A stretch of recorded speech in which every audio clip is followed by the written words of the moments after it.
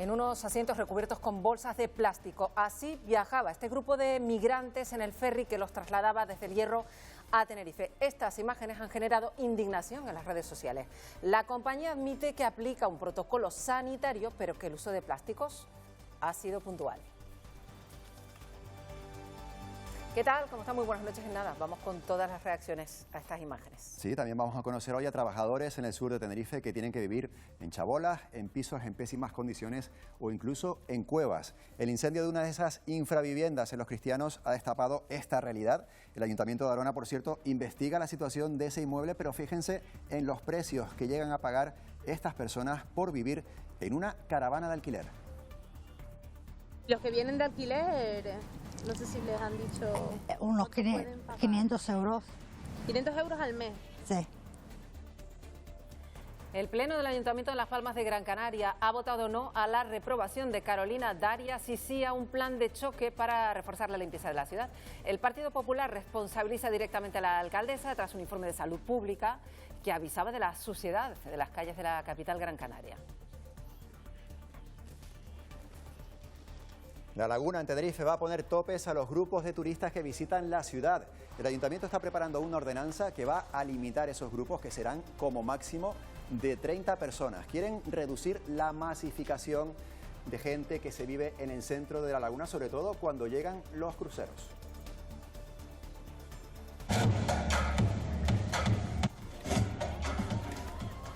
Y esto ha ocurrido en Madrid. Esta misma tarde se ha exhibido en esas grandes pantallas de los cines Callao el talento canario y las ventajas del archipiélago para desarrollar proyectos audiovisuales. Unas imágenes que se han mostrado a representantes de 140 empresas de grandes nombres de la industria del cine y de los videojuegos.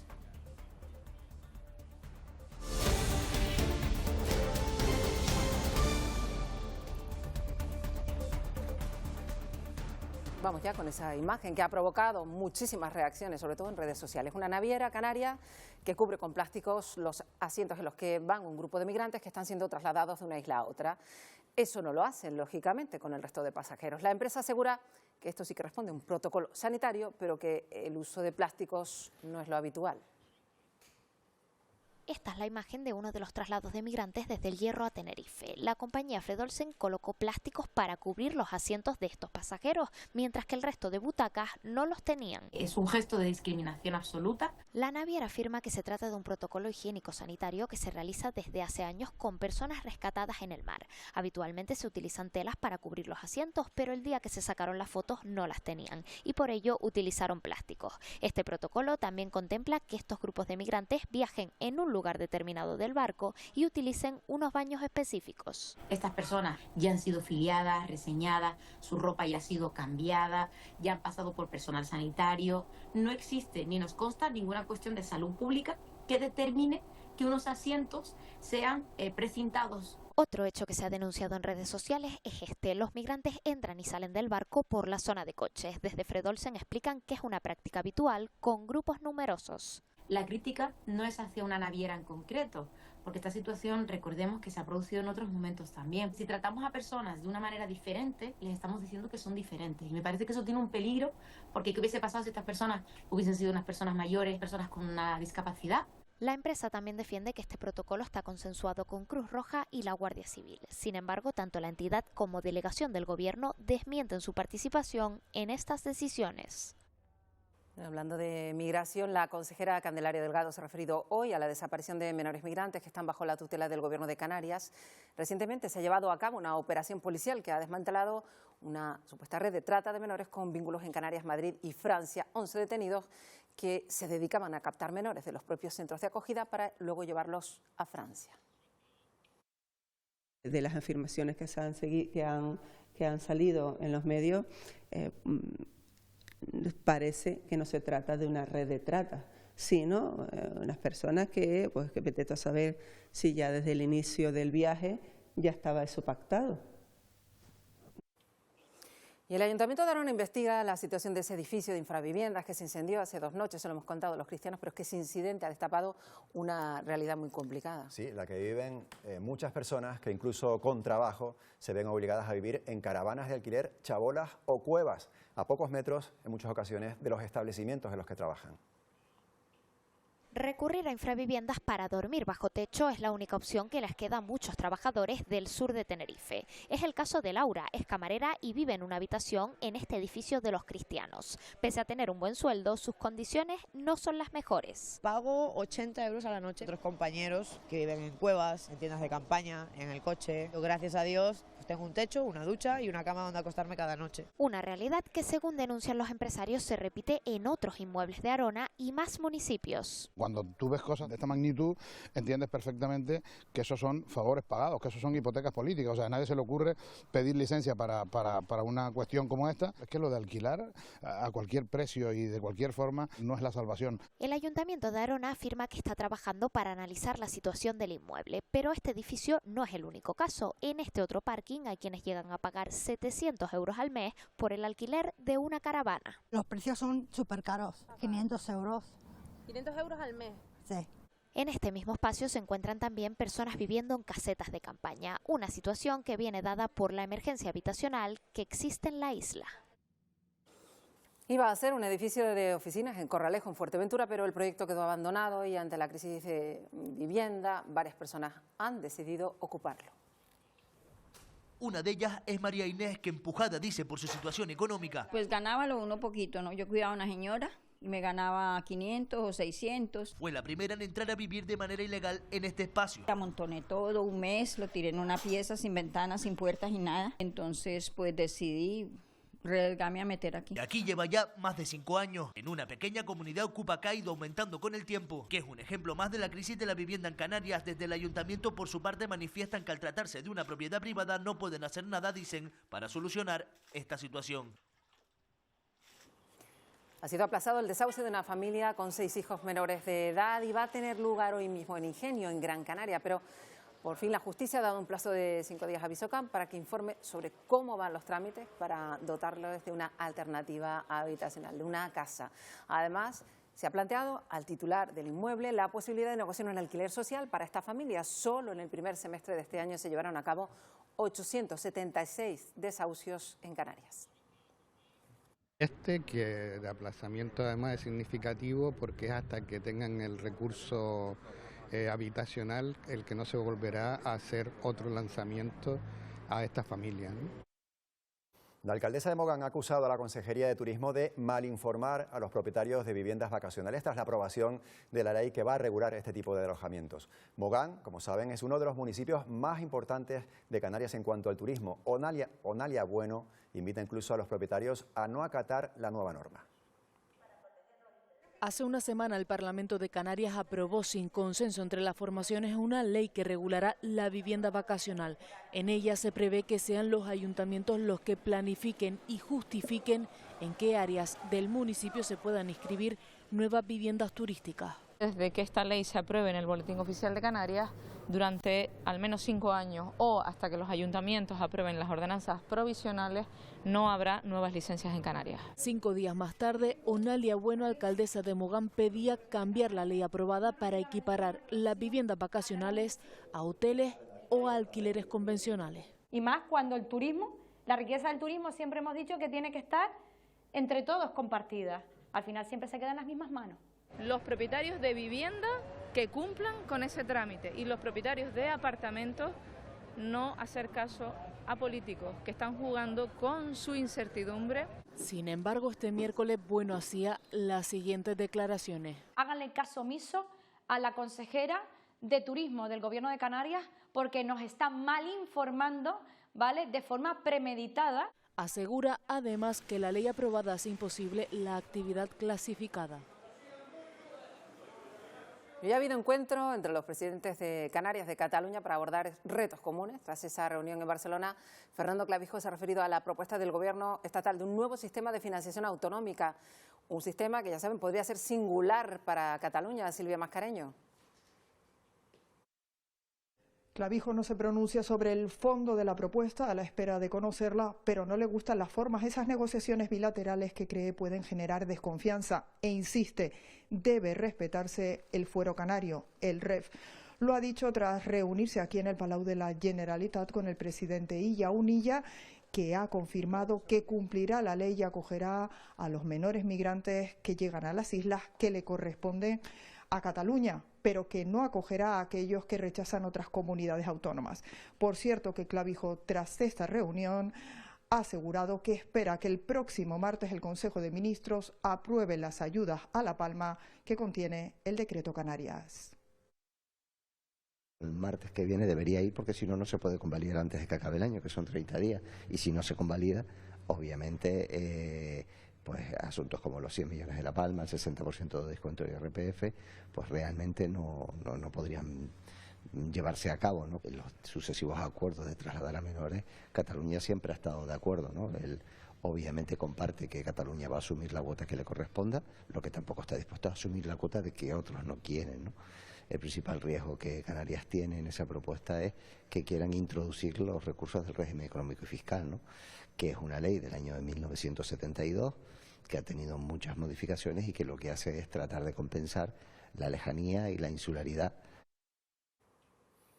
Seguimos en la península porque Santos Cerdán ya está en la calle. El Tribunal Supremo ha decretado la libertad provisional para el exsecretario de organización del Partido Socialista por considerar mitigado de riesgo de destrucción de pruebas. El juez considera que aunque ha aumentado los indicios de delito tras los registros practicados, ya no está justificada la prisión preventiva. Cerdán, en cambio, ha tenido que entregar el pasaporte y deberá comparecer cada 15 días en el juzgado. Confío que la verdad se imponga y que al final con esa verdad se haga justicia. Quiero agradecer también a toda mi familia, a todos los amigos de toda la vida que me han apoyado y siguen apoyándome, y también a la labor de mis abogados, que ha sido también fundamental. Muchas gracias a todos y en los próximos días no se preocupen que hablaré con todos.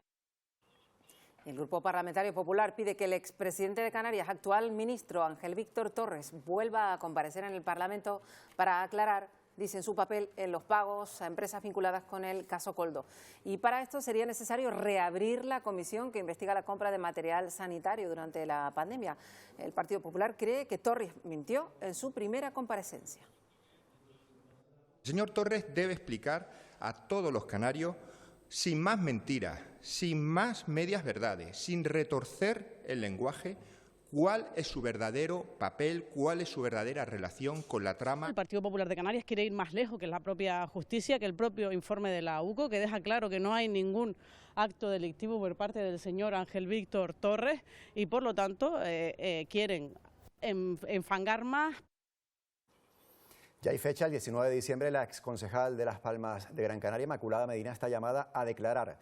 Hoy la alcaldesa ha definido como responsable y generosa su dimisión y la dimisión de la concejala investigada en el caso Valca. Sin ni tan siquiera haber recibido la notificación ad personam, a ella misma, en la condición de investigada. Por tanto, yo tengo palabras de reconocimiento y de agradecimiento por la gestión que ha realizado y por la difícil decisión tomada, pero creo que realizada con mucho compromiso y pensando muy generosamente. Pleno monográfico sobre limpieza en el Ayuntamiento de Las Palmas de Gran Canaria. Sobre la mesa, el contrato de emergencia. Un contrato temporal, puente hasta que salgan las grandes licitaciones, para tener los recursos necesarios para atender las necesidades de nuestra ciudad, nuestros vecinos y vecinas. La oposición denuncia la gestión del consistorio que ha llevado a la ciudad a esta emergencia sanitaria y piden el cese o dimisión del actual concejal. ¿Qué garantía ofrece a los vecinos de que este contrato de emergencia va a ser realmente excepcional y temporal, como dice la ley, y no la coartada perfecta para seguir eternizando una mala planificación y unos servicios precarios? Lo han hecho a dedo con la misma empresa que ha generado este problema actual. Por tanto, veremos cómo logran luego pagar las facturas con este contrato directo. El problema de la limpieza en la ciudad no es un problema de índole presupuestaria o de falta de medios materiales y humanos, es un problema de gestión del servicio. Las concejalías de Salud o Recursos Humanos también fueron requeridas. Todas justificaron la necesidad del plan de choque. El Pleno rechazó la creación de un equipo de control de estos contratos y también la reprobación de la alcaldesa propuesta por el Partido Popular. Pues precisamente Carolina Darias ha detallado hoy el plan de choque de limpieza para Las Palmas de Gran Canaria. Cuenta con 420 trabajadores y más de 40 vehículos nuevos. Los servicios incluyen ambientadores en zonas de alta afluencia, tratamiento de malas hierbas y la eliminación de manchas persistentes. Además, asegura la retirada diaria de residuos en todos los barrios. Y la capital, Gran Canaria, está desatendida, según el líder de Primero Canarias, Teodoro Sosa, que hoy se ha reunido precisamente con comerciantes, con vecinos del barrio de Triana, y asegura que quienes han gobernado el ayuntamiento han olvidado a los barrios de la ciudad. El todavía alcalde de Gáldar y vicepresidente del Cabildo no se pronuncia sobre si aspira o no a ser candidato en la capital Gran Canaria, pero sí que afirma que su modo de gobernar sería diferente. Y sobre todo transmitir que una ciudad no se construye con grandes proyectos, ni con la iluminación de Navidad, ni con el carnaval internacional, que todo eso es importante cuando tienes primero las calles limpias, cuando tienes la seguridad en las calles, cuando tienes los parques y jardines atendidos. Coger una baja por enfermedad o para cuidar de un familiar es casi una utopía para muchos trabajadores autónomos. De hecho, 8 de cada 10 consideran esencial poder mejorar las políticas de conciliación. El Gobierno quiere solucionar esa problemática con el Plan Respaldo Autónomo. Llevar un negocio y conciliar no es fácil, sino que le pregunten a la dueña de un salón de uñas y madre de 3, Cincia. Se ponen malos, tienes que atenderlos y a ver, es bastante complicado cuando tienes uno, cuando tienes dos y cuando tienes 3. Y es que la falta de escudo social impide a los autónomos cosas básicas para otros trabajadores. ¿Cuántas veces hemos escuchado aquello de que un autónomo no se puede poner malo? Como cogerse una baja. Los datos están ahí, ¿no? Decía, a día de hoy un autónomo se pone de baja 3 veces menos que los trabajadores por cuenta ajena. Para tratar de paliarlo ha visto la luz el Plan Respaldo Autónomo. Cubrirá los 2 primeros meses de baja por enfermedad y sumará ayudas para padres y madres. El Gobierno va a ayudar para la contratación de quien le vaya a sustituir en su puesto de trabajo. Se sufragarán, por ejemplo, centros de día y guarderías. Muy probablemente sea una yo de las que pruebe esa ayuda. Para facilitar la vida a quienes tengan hijos o familia a cargo. Canarias se proyecta en Madrid. Las pantallas de los cines Callao, en la capital, han exhibido esta tarde el talento canario y han mostrado también las ventajas del archipiélago para desarrollar proyectos audiovisuales. Benjamín Santana. Un gran evento de promoción de todas aquellas compañías productoras que trabajan en Canarias en producciones de cine, en eventos publicitarios o en series, pero también para la industria del videojuego, una industria en alza también en nuestro archipiélago. Este evento ha servido para interconectarla con otras compañías productoras del resto del país. En total han participado unas 300 empresas de todo el país, según informa Proexca. Pero también ha servido para proyectar un spot en una de las pantallas emblemáticas de la ciudad de Madrid, la pantalla de Callao, y allí miles de personas han podido ver gran parte de las superproducciones que se han rodado en Canarias. Y todo eso regado con caras populares como de la actriz Tonia Acosta y del director canario Juan Carlos Fresnadillo. La Plaza de Callao atrajo este miércoles la atención de la industria audiovisual y de videojuegos, una cita para poner de relieve el potencial canario.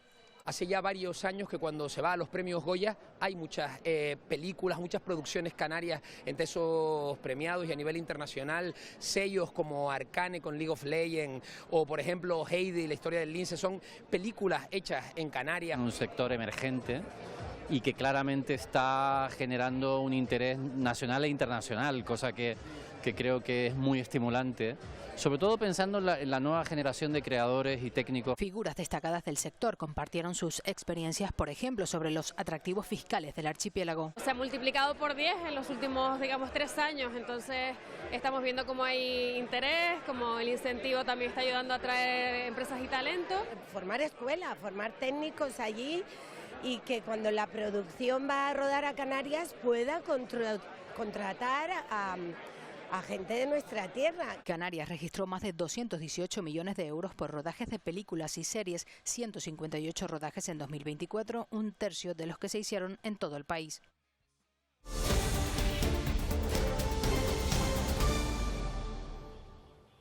De las 17 playas que llegaron a cerrarse por la contaminación marina al este y sur de Gran Canaria, de ellas pues 5 quedan aún con bandera roja. Son las de Melenara, Salinetas, Agua Dulce, Tufia y Ojos de Garza. Están todas entre de la última en abrir ha sido la playa de Vargas en Agüimes. El municipio de La Laguna, en Tenerife, busca limitar el impacto de los grandes grupos turísticos que llegan procedentes sobre todo de los cruceros. Se pondrá un límite de 30 personas y se elimina la gratuidad de las visitas guiadas. la única ciudad patrimonio de la humanidad de Canarias y una de las más visitadas del archipiélago. La Laguna quiere frenar el turismo en masa en el municipio. Con una ordenanza donde detallemos qué personas pueden venir por grupo, para no generar esa sensación de agobio muchas veces entre los residentes y los visitantes. Grupos de entre 25 y 30 personas para mitigar el impacto en la vida cotidiana de los vecinos y evitar situaciones de mucho tránsito generadas sobre todo por la visita de cruceristas. Primeras horas del día se genera una incomodidad entre esos cruceristas que vienen muy temprano cuando la ciudad todavía está cerrada, y también se solapa con los camiones, furgonetas que acceden en ese momento, en ese tramo horario. Otra medida que se plantea el consistorio para el próximo año será un precio simbólico, pero que luego se ve repercutido en el mantenimiento del municipio. Cobrar por las visitas guiadas que organiza el ayuntamiento y destinar los fondos al cuidado del casco histórico. Colectivos de estudiantes de la Universidad de La Laguna y sindicatos han denunciado la actuación de la Policía Nacional durante la visita de Vito Quiles a esta institución académica. Piden responsabilidades al rector y a la delegación del Gobierno por el trato recibido. Afirman que el dispositivo policial desplegado pretendía bloquear una concentración que había sido previamente autorizada. Además hablan de cargas policiales y de agresiones. El Consejo Social de la Universidad también ha rechazado lo que califica como presión policial. Que cruza por delante del edificio. De rechazo absoluto a la actuación de la policía, que fue desmedida, desproporcionada y alineada con las mismas lógicas fascistas que pretendíamos erradicar. La desproporcionalidad fue escandalosa. A la vez que la complicidad y el compadreo eran manifiestos con los reaccionarios, nuestra concentración era boicoteada con cargas policiales, dejando a 12 personas heridas, yo mismo, y teniendo que trasladar a una de estas en ambulancia al hospital. Tierra Bonita, una de las asociaciones de afectados por el volcán de La Palma, ha pedido hoy personalmente a la comisionada de Transparencia que se publiquen las actas del PEVOLCA de los días previos a aquella erupción. La asociación también exige que se publique el listado de quienes han recibido ayudas públicas. Desde Tierra Bonita consideran fundamental, para conocer los motivos por los que no se pasó el semáforo de riesgo volcánico a rojo con mayor antelación, la publicación de las actas de aquellos días. Hay una resolución con una estimación parcial al reclamante de esas actas, en el sentido que dice el Tribunal Supremo, que es que las actas tienen que facilitarse sin las opiniones personales de los miembros de esas comisiones, pero sí el contenido de las actas, los acuerdos de las actas.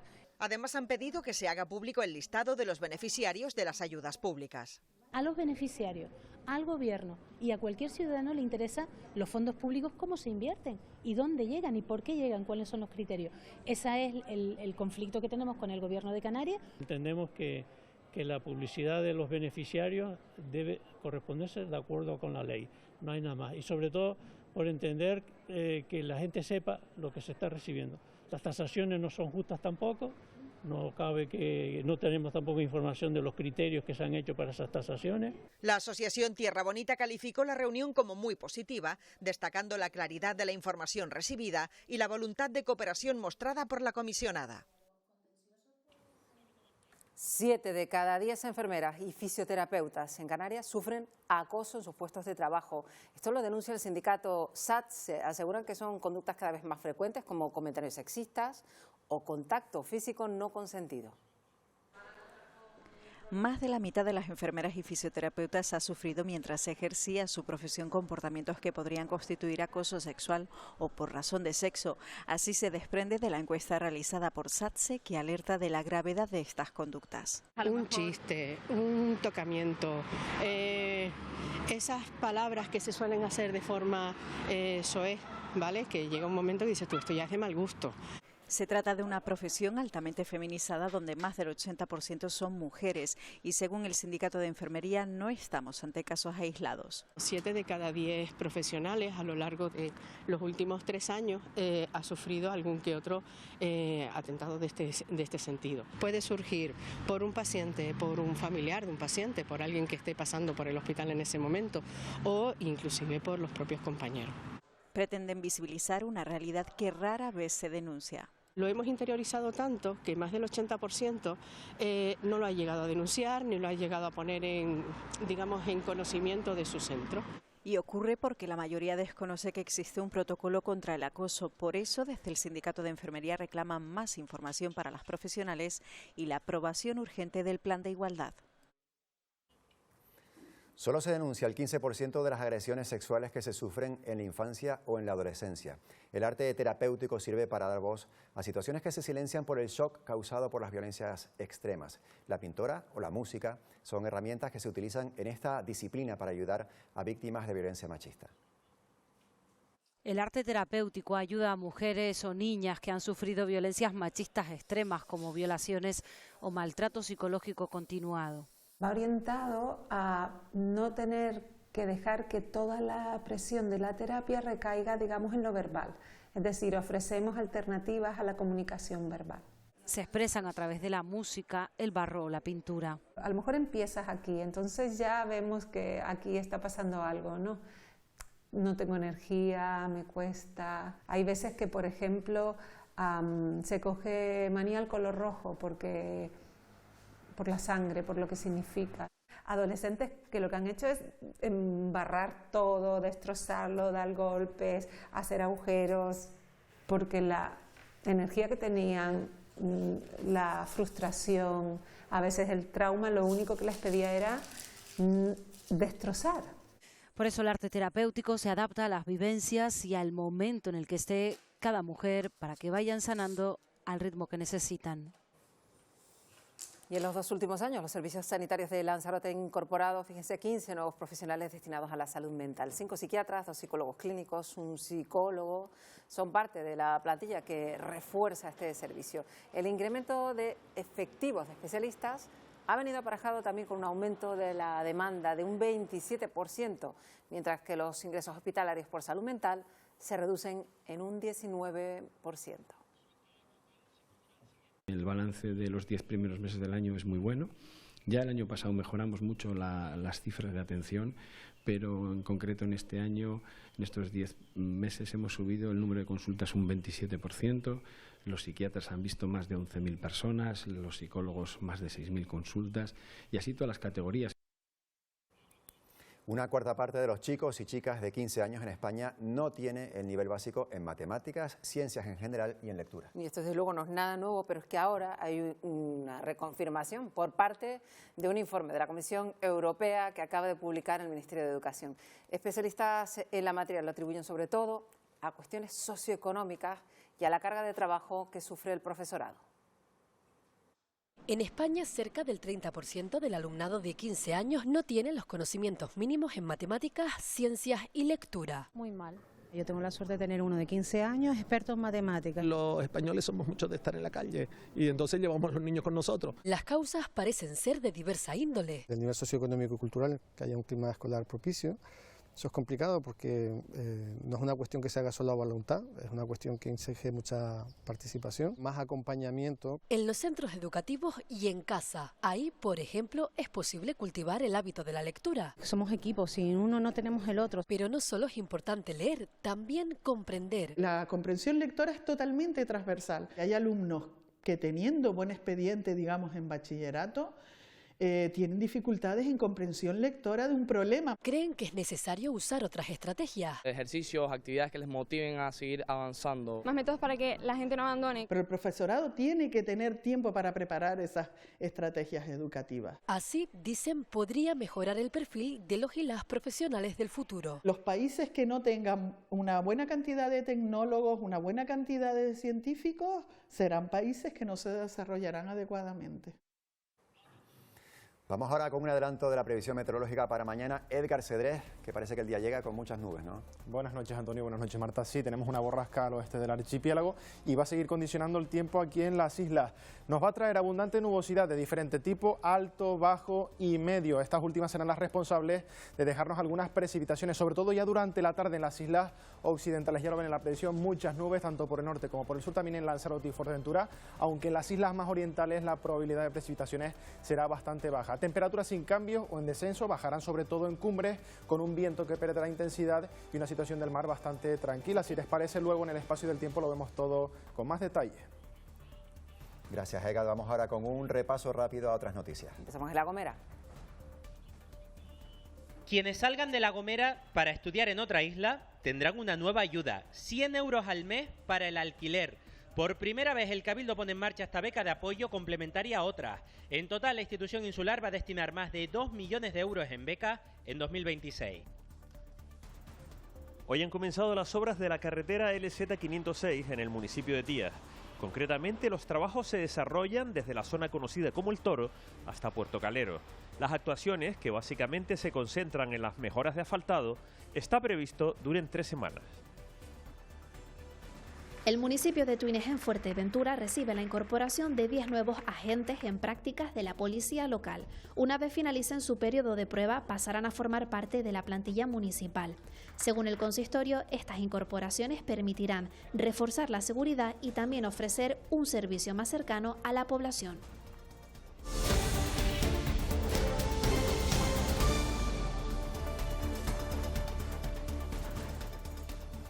Las sabinas de La Gomera están viviendo los últimos tiempos buenas y malas noticias. Pues sí, las buenas, empezamos por ellas, Antonio. Crece el número de ejemplares en la isla porque el ser humano las tala menos, ya no las usa para la construcción o para utensilios agrícolas, según un estudio de la Universidad de La Laguna. La mala noticia, el cambio climático, la falta de lluvia que está secando muchas de ellas. Examen de naturaleza canaria. ¿La sabina de qué isla es símbolo vegetal? Sí, del Hierro.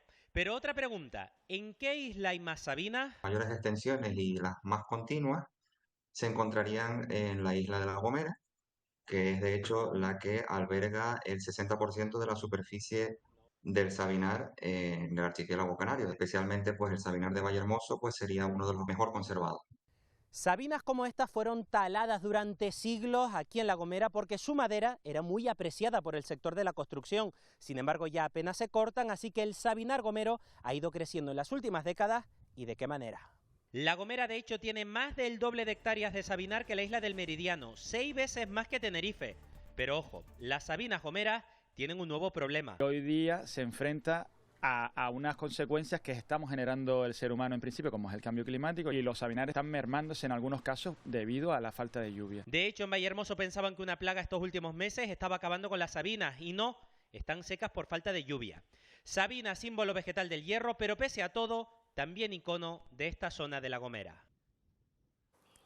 Bueno, y hablando de sabinas, la sabina milenaria del Hierro quiere ser protegida, uno de los símbolos naturales de la isla. El Cabildo, de hecho, ha renovado el vallado para impedir el acceso a esta zona protegida. Se quiere sobre todo evitar que la pisen, los daños en las raíces y esas agresiones que provocan los que quieren trepar o incluso arrancar ramas. El Cabildo pide respeto, responsabilidad para preservar este valiosísimo patrimonio natural.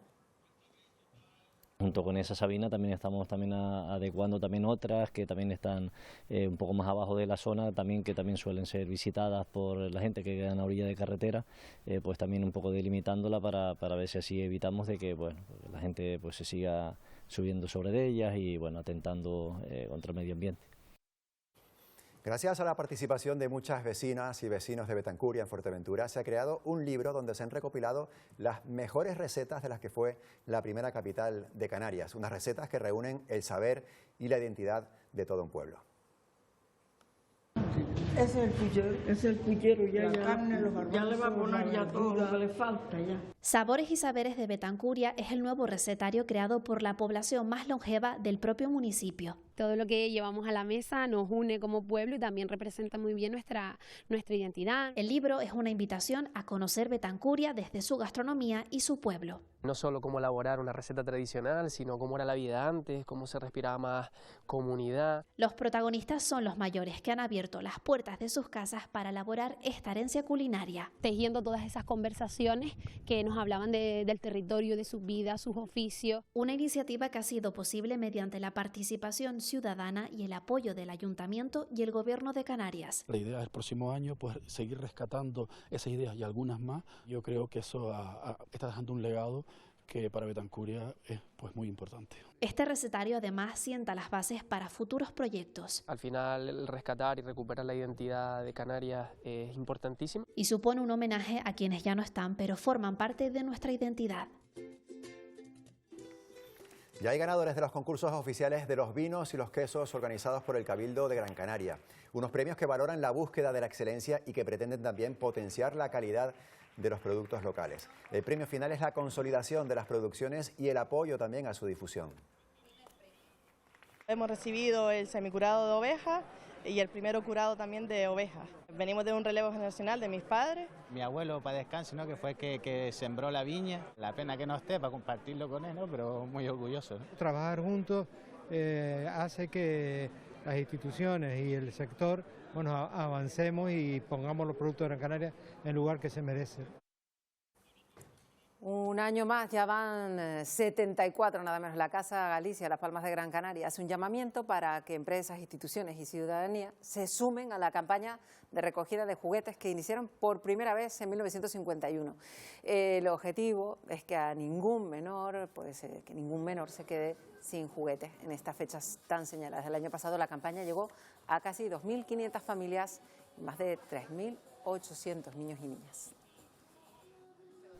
Nuestro fin es que en esas fiestas, esos niños, pues independientemente de su situación económica, pues sean iguales, todos iguales, seamos iguales. El año pasado atendimos a 2.482 familias, que se traducen en 3.887 menores. La exposición Especies y Endémicas del artista Nela Ochoa se exhibe en la Galería Bronzo, en el municipio tinerfeño de La Laguna.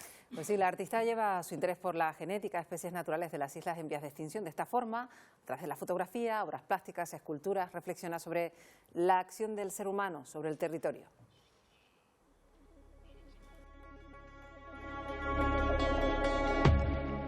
En Especies y Endémica, la artista Nela Ochoa lleva sus estudios sobre genética y exploración de los lenguajes científicos a la materia plástica y simbólica. Cada una de las 4 bases del ADN se traduce en un color y a partir de esta codificación construye composiciones que remiten a las secuencias biológicas de una especie, desde las 2 dimensiones hasta la tridimensionalidad. Trato de buscar qué especies son las que están en peligro de extinción y qué especies endémicas existen para buscar esos genes y hacer obra a partir de ellas. No, porque las especies en peligro de extinción también tienen que ver con la violencia que el humano ejerce sobre la naturaleza. La idea de rescatar la naturaleza y dejar alguna huella. Son retratos, lo que pasa es que son retratos a nivel molecular. La palmera, el drago, la rosa negra o verode, entre otros, articulan un nuevo acercamiento a la identidad y nos hace reflexionar sobre la capacidad humana de construir y de destruir su propio territorio.